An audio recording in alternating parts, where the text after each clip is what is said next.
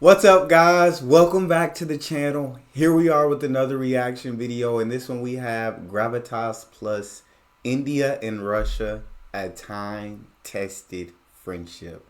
Now, before we dive into this video, learn about this time-tested friendship.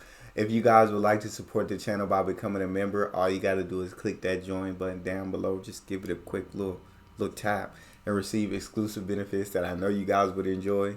But without further ado, let's dive in. In 1971, when India and Pakistan went to war over the humanitarian crisis in East Pakistan, the forces arrayed against India were formidable. Aircraft from Jordan, Iran, Turkey and France were bolstering the Pakistani military. The US and the UK were providing moral and naval support. That both dispatched warships to the Indian Ocean. It was a coordinated plan to intimidate India. British ships would target India's western coast. Americans would make a dash in the Bay of Bengal. To counter this multi-dimensional threat, New Delhi sent out an SOS call. It urged global powers for support. And there was only one country that listened, the Soviet Union. It dispatched a fleet of naval vessels from Vladivostok, a number of nuclear-armed ships and atomic submarines. They encircled American and British warships, stopped them from entering India's territorial waters, and prevented a direct clash between India and the US-UK combined. Moscow was a reliable partner for New Delhi when no one else was, as Washington consistently ignored India's concerns and sided with Pakistan. Today, the story from 1971 may be a little more than a fond memory, but its geopolitical underpinnings still remain intact. Yes, there have been some minor hiccups and interruptions, but Moscow remains one of India's most dependable partners. And this week, this partnership will enter its next phase. Hello and welcome to Gravitas Plus. I'm Palki Sharma Upadhyay. On the 6th of December, India will receive a rather special guest, the President of Russia, Vladimir Putin. The visit is important. Its symbolism cannot be downplayed. This is the second time President Putin is stepping out of Russia this year. The first was in June to meet US President Biden in Geneva, and since then he has skipped visits to the G20, the climate summit in Glasgow, and rescheduled his tour of China. He will now come to India first. This indicates Russia's abiding interest in its relationship with India, a relationship that has withstood the test of time and geopolitical churns. It helps to begin with history. I didn't even know about this past, and and the way the U.S. and the U.K. be talking about India and be trying to condemn them for buying oil from Russia and for having anything to do with Russia is absolutely crazy. When you actually sided in 1971, you sided with Pakistan, who was going up against India, and you provided them with moral and naval support, and Russia was the only country to come to the aid of India, to come and help and stop you and the UK from clashing with India directly. The fact that you condemn the relationship that they have with Russia is absolutely mind-blowing after knowing that. Russia has always had their back. You have not. You were against them. You were helping their enemy. That's wild. Wow. I mean, it makes a lot. It makes a lot of sense, and it seems like the relationship between them has remained good and is continuing to get better. And Putin wants for it to continue to get better, and I'm sure Modi does as well, as long as it's in both interests of their countries. But yeah, that's absolutely shocking. Definitely did not know that information. Yeah, if I hear the UK, the US condemn the relationship between India and Russia again, I don't know. I'm gonna lose it because that you tried to attack India. That it doesn't even make sense. Continue, Ms. Sharma. It's hard to put a date, but India and Russia have known each other for centuries. All the way back to the 4th century, Russia used to be a transit trade route between Europe and India. Indian merchants would frequently visit Moscow, Astrakhan, and St. Petersburg. Russian travelers would visit Indian cities, document the culture and people in their tales. In the 18th century, Russia's last reigning empress, Catherine the Great, published the first Russian translation of the Bhagavad Gita. In the 19th century, Russian Tsar Paul I planned to invade British India to weaken the British Empire. The Tsar was assassinated. The plan was cancelled. Now, for most of modern history, relations between India and Russia remained tepid, even after the creation of the Soviet Union in 1922. And this was largely because Stalin did not think very highly of India, or should I say the leaders of India's independence movement. He thought of them as, quote-unquote, running dogs of imperialism, as tools of British and capitalist forces. He considered Mahatma Gandhi and Jawaharlal Nehru as agents of counter-revolutionary forces. A staunch communist revolutionary, Stalin viewed their fight for independence as a conspiracy of the bourgeoisie aimed at keeping monopoly capitalism alive. So in 1947, when India became independent, Stalin reacted with open hostility, something he maintained till his death in 1953. India-Russia relations remained cold until then. The ice broke in 1955 under the leadership of Nikita Khrushchev. He visited India that year and laid the foundation of an economic partnership. And for the next 6 years, Russia embarked on what they call de-Stalinization, a process which brought India closer to Russia. That's awesome. Moscow upheld Indian sovereignty in Kashmir, also over Goa, which used to be a Portuguese enclave. Around the same time, a rift emerged between China and Russia. The Chinese began viewing the Soviets with suspicion. They regarded Khrushchev's policies as a revisionist version of communism. Mao decided to disengage with Moscow. So it came as no surprise that in 1962, when India went to war with China, the Soviet Union maintained neutrality. And by doing so, it exceeded expectations it was never meant to meet. Moscow's refusal to back China was extremely significant. India began placing more trust in Russia. In 1970, when India conducted... So it sounds like, like I said, India and Russia have had this relationship for so long, dating back to Catherine the Great, and her being able to publish that first translated Bhagavad Gita. I hope I said that right. If not, please correct me. And even further than that, but it did come to a point where I guess the relationship was kind of bad between the two, where Stalin was in power and first of all didn't look at India as much. I guess I would say look down upon India.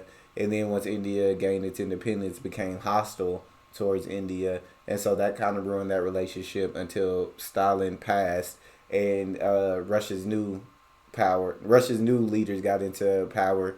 And they started kind of trying to de-Stalinize the entire nation.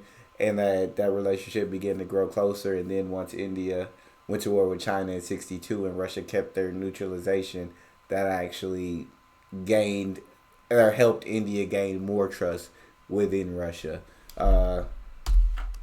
I didn't know about this past between Russia and India. I didn't know about this time-tested friendship or anything like that. India began placing more trust in Russia. In 1970, when India conducted its first nuclear test, Washington was critical. It lectured India. In contrast, Moscow stressed on the peaceful nature of the test. And India responded in kind. When the world slammed Moscow over its involvement in Hungary and the Czech Republic, India remained quiet. Even after the Soviet Union disintegrated, bilateral ties did not suffer. Yes, there were some ups and downs, but at the end of the day, the logic of geopolitics prevailed. Today, it manifests itself in every sphere. Take economy, for instance. Bilateral trade between India and Russia stands at $8.1 billion. Indian exports amount to $2.6 billion. Russian imports are at $5.48 billion. By 2025, they plan to take bilateral trade to $25 billion. In politics, both India and Russia... So right now, it's at $8.1 billion. What year was this video made? 2 years ago. Okay, so 2 years ago, it was at $8.1 billion. So I'm sure it's definitely higher than that. And by next year, they plan for bilateral trade between the two countries to be $25 billion. Collaborate at platforms like the UN, G20, BRICS, and SCO.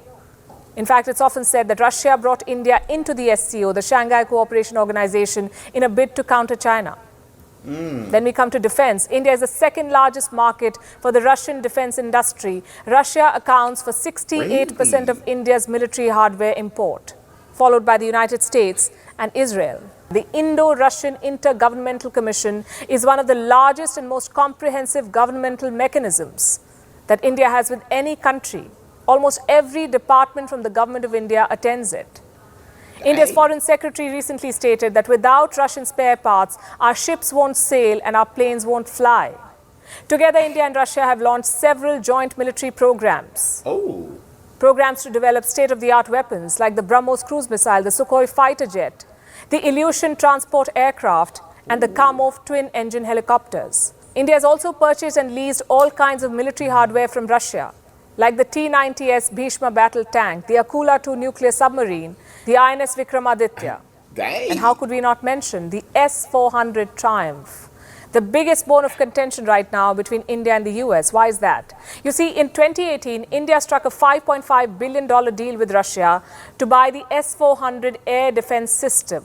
The first unit is expected to be operational by the end of the year. What is the S-400? One of the most advanced and potent air defense systems in the world. It has the potential of repelling almost all sorts of aerial attacks. India needs the S-400 in order to protect itself from the growing threats from China and Pakistan. So why is the US upset? Yeah. Well, multiple reasons. One, the US wants India to end its reliance on Russian weapons. More importantly, in 2017, the US Congress passed a law called CAATSA, Countering America's Adversaries Through Sanctions Act, CAATSA. The aim of this law was to counter American adversaries like Iran, Russia, and North Korea, also to sanction the countries who deal with them. In 2020, the US imposed sanctions on Turkey, its long-standing NATO ally, because Turkey bought the S-400 from Russia.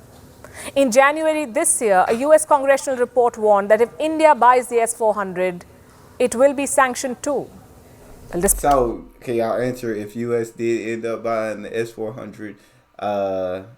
And that's the US. I mean, they're basically just trying to control everybody. They're trying to control everybody like pieces on a board and try to tell how everybody, like, this is how much power you're allowed to have. This is what kind of weaponry you're allowed to have. And it's almost like you have to buy from us or an ally of us at whatever price is given to you. I don't care if there's a better deal out there. I don't care if somebody's been your friend for longer than us. This is how it's going to be in our relationship. So it's almost like a relationship where there's conditions. There's conditions attached to the U.S. relationship. But in watching this video, it sounds like U.S. or India and Russia really haven't had those conditions. I'm sure there are conditions, but most relationships, there are conditions. But it doesn't sound like Russia is as harsh on these conditions, or if they even have any. I haven't heard any. It seems like India and Russia have been friends for a long time. Russia's had India's back when they needed them, as where the U.S. have not. And Russia's been the one that supplies India with their military equipment. They've been the one with these bilateral trade agreements. Whereas U.S. and India are just now starting, it seems like recently starting to become like friends with India and have that friendship. Whereas Russia has been there for so long already. So, y'all not finna tell India who they can and can't deal with. And y'all not finna tell them that they are not allowed to deal with a country that has had their back for so long. Even when you try to attack them, they have had their back. It wouldn't make sense for them to turn their back on Russia now. Despite the pressure, India went ahead with the deal. Reports say India will get a waiver on CAATSA, a one-time exception. Now, these are just reports. The fact is that the US cannot afford to sanction a strategic partner and a major market like India. Yeah. The S-400 deal is expected to feature in the talks between Prime Minister Modi and President Putin. Here's another subject they cannot miss: China. You see, Russia's perception of and relationship with China is changing. Moscow may not admit it, but there's a growing asymmetry in its ties with Beijing. At the same time, Russia's economic dependence on China is the highest ever. Oh. China is increasingly gaining an upper hand over Russia. It is overshadowing Russian investments in Central Asia. It is diluting Moscow's economic and military institutions, diminishing its importance as the most potent communist force. Simply put, Russia's dominance is beginning to erode in the face of China's growing belligerence. Oh, Lord. And it is aware of this weakening position, but has decided to deal with it rather carefully, with ice cream diplomacy even. The circumstances compel Russia to do so. China remains its best bet in countering the US, so picking a fight with Beijing does not help. As for India, Russia suspects that India could move closer to the US orbit, into the US orbit, especially after the formation of the Quad. Oh. which it perceives as a threat to its own interests. Oh. Simply put, Russia sees itself in a state of siege. China's growing ambitions and America's ever-expanding alliances are challenging Moscow. At a time like this, Russia wants to reassure itself if it can still regard India as a friend and not just as a defense customer. So when Vladimir Putin comes to New Delhi, his aim will be not just to sustain the traditional ties, but further deepen bilateral partnership, draw the nations together, and chalk out a path for a shared future. It seems to me, like from watching all these videos that I've got the chance to react to, India has good or wants to have good relations with everyone. India doesn't want to be against anyone. However, India is not necessarily aligned with any country or any group of countries. India is independent and they stay neutral in a lot of these conflicts. And which, I mean, if it doesn't benefit them in any way, they should stay neutral. But yeah, so even though I feel like Russia's been there for so long, and India and Russia have this great relationship, but like if Russia were to go to war or anything, doesn't necessarily mean India is necessarily going to have their back because they're not necessarily aligned with you. India is going to do what's best for India, which India should, and so should other countries. But yeah, I didn't know that Russia was so dependent on China and that China was gaining more of the upper hand on Russia, it sounds like. But yeah, they had to have that relationship in place, I guess, if they would want to challenge the U.S. or want to make sure they were good if the U.S. were to challenge them, that they'd have Russia and China, two of the biggest countries military strength-wise, are on good standing. So Russia got to do whatever it takes to make sure that standing remains good, it sounds like. Whereas India, they just have great relationships all over the place. I think everybody's seeing India for the amazing country that they are, and they're seeing Modi for the amazing leader that he is. And I think that's truly, truly incredible. That's all we have. If you guys enjoyed that, please don't forget to subscribe, give the video a thumbs up. Check out the next video. See you guys next time.